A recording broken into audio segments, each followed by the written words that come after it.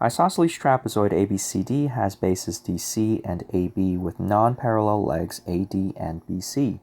Segments AE, BE, CE, and DE are drawn in trapezoids ABCD such that angle CDE is congruent to angle DCE. AE is perpendicular to DE and BE is perpendicular to CE. Prove that triangle ADE is congruent to triangle BCE, and prove triangle AEB is an isosceles triangle. There's a lot of information here. Let's mark up the diagram and see how we can maybe interpret those markings, and then from there we can then maybe arrive at some kind of conclusion, or at least what the author of the problem intended. So here I'm looking at this thing right here, and that is DC and AB with non-parallel legs AD and BC. So in a isosceles trapezoid, the sides that are the non-parallel, the legs, those are the segments that are going to be congruent. So AD is going to be congruent to BC. The angle CDE is congruent to angle DCE. So these angles are going to be congruent. It's also stated that the AE is perpendicular to DE, so that means there's going to be a right angle here. And BE is going to be perpendicular to CE, so there's going to be a right angle there. And the bases DC and AB, those are parallel, right? Okay. So check this out. I'm trying to prove that triangle ADE is congruent to triangle BCE. Well, that's doable, because if you look at this right now, just based on the givens, I see that between those two triangles, the hypotenuses are congruent, right? But then if you look further beyond what just the givens is telling us, we can infer other information just based from the givens. Look at triangle DCE. Triangle DCE is actually an isosceles triangle. Because we have congruent angles, EDC and ECD, those angles there, we can then conclude that those legs in that isosceles triangle is going to be congruent. And the reason is, well, you can say that the legs in an isosceles triangle are going to be congruent. So looking at this now, just taking a step back at what we're trying to prove, and that is triangle ADE is congruent to triangle BCE. That's pretty much it. That's the end of the proof. Why is that? Well, that's because triangle ADE and triangle BCE will be congruent based on the hypotenuse leg. I have a pair of corresponding hypotenuse that are congruent, and I also have a pair of corresponding legs that are congruent. So those two triangles are going to be congruent based on hypotenuse leg. And then looking at the last thing that we have to prove, which is to show that AEB is an isosceles triangle, look at this. We can say that AE is congruent to BE because of CPCTC between the two triangles that we had just proven. And since AE is congruent to BE, we can then conclude that triangle AEB is an isosceles triangle because we have two legs that are congruent. So that's the proof that I just walked through. Now let's try to put this into writing then, okay? So one of the first things that I said was we showed AD is congruent to BC.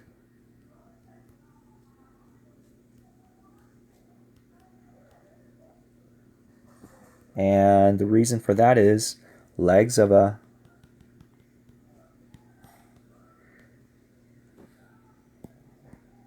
isosceles trapezoid are congruent.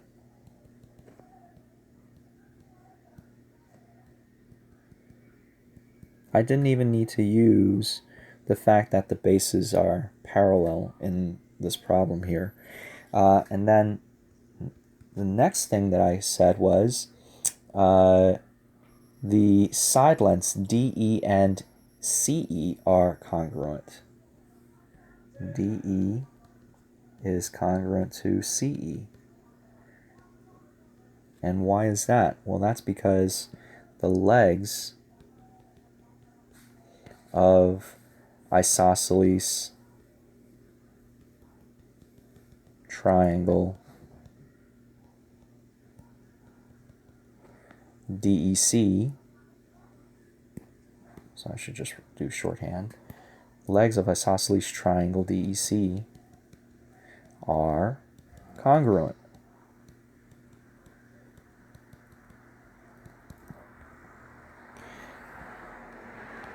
I can then, from that, I also need to establish that angle DEA, or angle AED, is congruent to, or actually not congruent to yet, I need to say that they are right angles. And angle BEC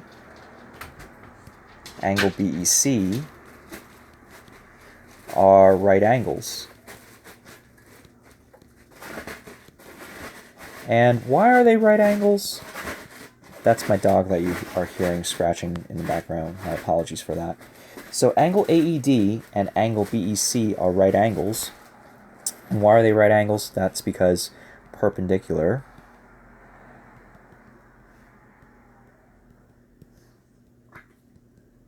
lines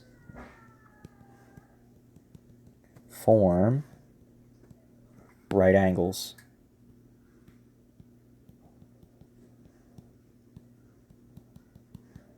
Okay, so perpendicular lines form right angles. And then my goal of writing that is so then I can say that AED is congruent to BEC, because all right angles are congruent. All right angles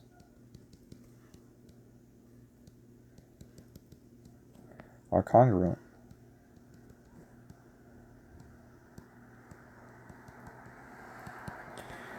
The conclusion that I can make from here is, since now I have shown that there's a right angle between both triangles, and I've shown the hypotenuse are congruent and the legs are congruent, I can then conclude that triangle ADE is congruent to triangle BCE because of hypotenuse leg. So I fulfilled the first half of this proof. The next one is I need to show that triangle AEB is isosceles. So to do that, I'm going to say AE is congruent to BE, and that's because of CPCTC. Corresponding parts of congruent triangles are congruent. And the very last thing is triangle AEB is isosceles.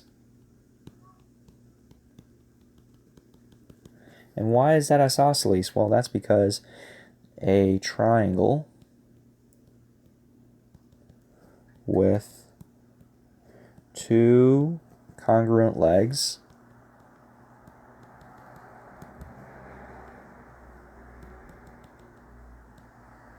is isosceles.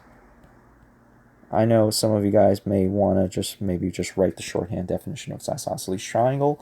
Either way, sometimes I feel like just writing out the reason just makes a little more sense. It just seems a little more. It seems like we're placing things in a little more context, just because we do so much shorthand already. Sometimes just writing it out and really spelling it out really drives the point home. So that's it.